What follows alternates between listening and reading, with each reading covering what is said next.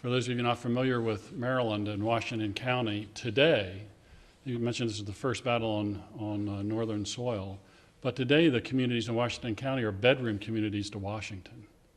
That's how close this battle happened in proximity to the federal capital. And there were many, many tens of thousands of soldiers massed there in the hills, and among them many Minnesotans, including James Wright and Samuel Bloomer. They were two soldiers among the regiment of Minnesotans. And awake since well before sunrise, up since 2 a.m., these two recorded the drama, death, and absolute destruction of this long, dreadful day. Today, their papers, both now in the collections of the Minnesota Historical Society, provide us with an up-close, almost minute-by-minute account of the fighting. Color Sergeant Samuel Bloomer, a native of Switzerland and a resident of Stillwater, reported, "At last we halted at the edge of a cornfield by a rail fence. We had not been at the fence for more than 5 minutes before a terrific fire poured into the left of our brigade from the rear and front, and which fire came quickly down the line to the right where we were.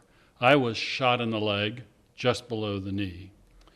At that fence, my partner, Oscar Corman, was killed, and one of Company A likewise. Some were wounded, and all the while the battle was raging terribly on our left. Bloomer lost his leg at Antietam."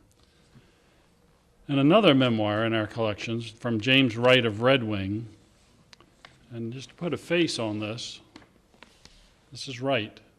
This is the memoirs that the Society has published from the collection.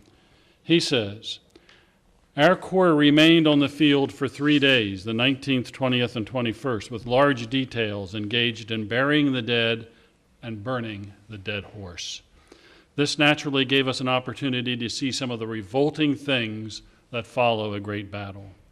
I have no disposition to try to give them in detail and refrain from any general description. It was a gruesome, unpleasant task that shocked one's better nature and offended the sight and sense of smell. Bishop Whipple visited the regiment and preached on Sunday, September 21, and it was fortunate that the wind was from the east to carry the stench away from us." Whipple, by the way, was a relative of General Halleck and was then on a trip to Washington to discuss the recent U.S.-Dakota hostilities with President Lincoln. In the aftermath, Wright and Bloomer could not know that simultaneous to their Maryland battle, another battle was about to break out back home at Wood Lake. In the aftermath, they could not know how the dedication of Matthew Brady, the compassion of Clara Barton, or the proclamation of Abraham Lincoln would rise from that battlefield, and that a new birth of freedom was to take root.